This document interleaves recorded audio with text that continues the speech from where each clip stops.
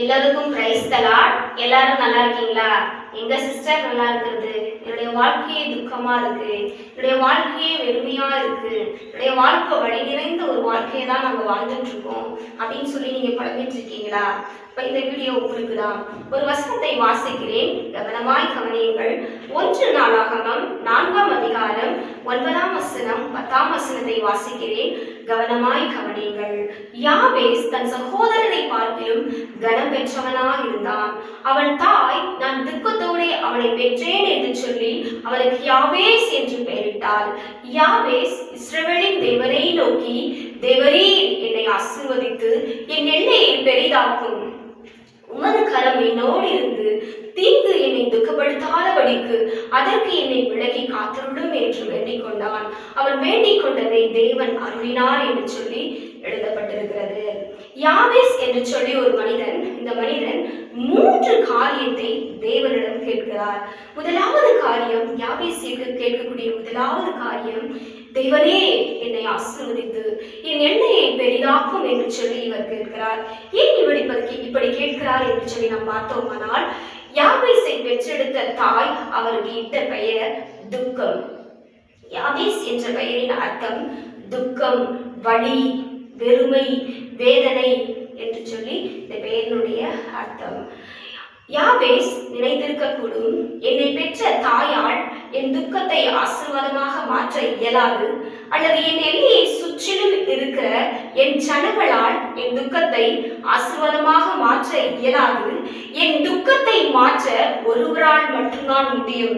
அவர் யார் என்றால், இஸ்ரவேலின் தேவனாகிய கர்த்தரால் மட்டும்தான் என்னுடைய துக்கத்தை, என்னுடைய பெயரில் இருக்கிற துக்கத்தையும், என்னுடைய வாழ்க்கையில் இருக்கிற துக்கத்தையும் மாற்ற வல்லமை நிறைந்தவர் ஒருவர் மட்டும்தான்.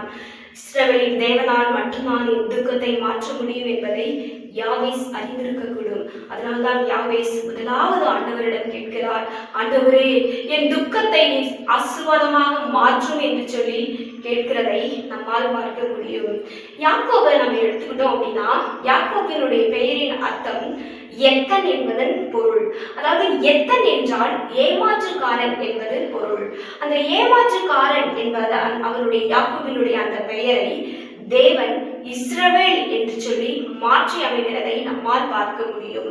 ஒருவேளை யாபேஸ் அறிந்திருக்கக்கூடும், இஸ்ரவேலின் தேவனால் என் பெயரில் இருக்கிற துக்கத்தையும், என் வாழ்க்கையில் இருக்கிற துக்கத்தையும் மாற்ற, ஆசீர்வாதமாக மாற்ற இஸ்ரவேலின் தேவனால் கூடும் என்பதை யாபேஸ் அறிந்திருந்தான். அதனால்தான் யாபேஸ் முதலாவது கேட்கிறார், தேவனே என்னை ஆசீர்வதித்து என் எல்லையை பெரிதாக்கும் என்று சொல்லி அவர் கேட்கிறதை நம்மால் பார்க்க முடியும். இரண்டாவது யாபேஸ் கேட்கிற காரியம், தேவ கரம் என்னோடு இருக்கட்டும் என்று சொல்லி அவர் கேட்கிறார். தேவ கரம் ஒரு மனிதனோடு இருக்கும்போது அந்த மனிதன் எல்லா மனிதர்களை பார்க்கிலும் கனம் பெற்ற ஒரு மனிதனாய் காணப்படுவான். தேவ கரம் ஒரு மனிதனோடு இருக்கும்போது அந்த மனிதன் விசேஷத்த பாதுகாப்பு அந்த மனிதனுக்கு காணப்படும்.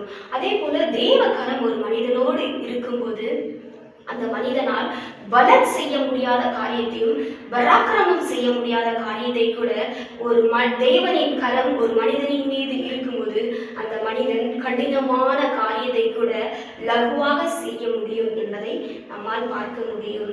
அதாவது இஸ்ரவேல் மக்கள் அடிமைத்தன வீடாகிய எகிப்து தேசத்திலிருந்து அவர்களை மீட்டது, சத்துருவின் பிடியிலிருந்து மீட்டது தேவனுடைய கரம். தேவனுடைய கரம் சத்துருவின் பிடியிலிருந்து ஒரு மனிதனை மீட்கக்கூடிய வல்லமை தேவனுடைய கரத்திற்கு இருக்கிறது என்பதை நம்மால் பார்க்க முடியும். அதனால்தான் யாபேஸ் கேட்கிறார், ஆண்டவரே உனது கரம் என்னோடு இருக்கட்டும், என்னோடு இருக்கட்டும் என்று சொல்லி யாபேஸ் கேட்கிறதை நம்மால் பார்க்க முடியும். கர்த்தருடைய கரம் வல்லமை நிறைந்தது. அவருடைய கரம் ஒரு மனிதனின் மீது இருக்கும்போது அந்த மனிதன் விசேஷமாய் ஆசீர்வதிக்கப்பட்ட ஒரு மனிதனாய் காணப்படுவான். மூன்றாவது அவர் கேட்கிற காரியம், தேவனே தீங்கு என்னை துக்கப்படுத்தாதபடிக்கு அதற்கு என்னை விலக்கி காத்தருளும் என்று சொல்லி யாபேஸ் கேட்கிறதை நம்மால் பார்க்க முடியும். அதாவது ஒரு மனிதனுக்கு தீங்கு நேரிடும் போது அந்த மனிதனை அடுத்த கட்டத்திற்கு போக விடாமல் அந்த மனிதனை அப்படியாக நின்றுவிட செய்கிறது இந்த தீங்கு.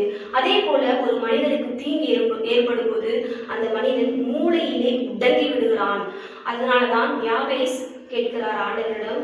ஆண்டவரே, தீங்கு என்னை துக்கப்படுத்தாதபடி அதற்கு என்னை விலகி காத்தருளும் என்று சொன்னால், தீங்கிலே நான் முழுகி விடாமல், தீங்கிலே நான் நின்று விடாமல், தீங்கிலே நான் முடங்கி விடாமல், நான் எனக்கு அந்த தீங்கிலிருந்து என்னை விலகி காத்தருளும் என்று சொல்லி அவன் செபிக்கிறதை நம்மால் பார்க்க முடியும். அதே போல ஒரு மனிதனை தீங்கி நின்று விளக்கக்கூடிய தன்மை ஆண்டவருக்கு மட்டும்தான் இருக்கிறது. தீங்கில் இருந்து ஒரு மனிதனை மீட்டெடுக்கும் வல்லமை ஆண்டவருக்கு மட்டும்தான் இருக்கிறது. மற்ற யாராலும் தீங்கிலிருந்து ஒரு மனிதனை மீட்டெடுக்க முடியாது. ஆண்டவரால் மட்டும்தான் ஒரு மனிதனை தீங்கிலிருந்து விடுவிக்க முடியும், விளக்க முடியும், ரட்சிக்க முடியும். அதனால்தான் யாவேஸ் கேட்கிறார், தீங்குக்கு நான் துக்கப்படாதபடி, தீங்கு என்னை துக்கப்படுத்தாதபடி என்னை விலகி காத்தருளும் ஆண்டவரே என்று சொல்லி 3 காரியத்தை யாவேஸ் கேட்டார். ஆண்டவர் அவர் வேண்டிக் கொண்டதை தேவன் அருளினார் என்று சொல்லி எழுதப்பட்டிருக்கிறது. இந்த வீடியோவை பார்த்து கொண்டிருக்கிற நீங்க கூட நிறைய ஜெப விண்ணப்பத்தை ஆண்டவரிடம் நீங்க ஏறெடுத்திருக்கலாம்.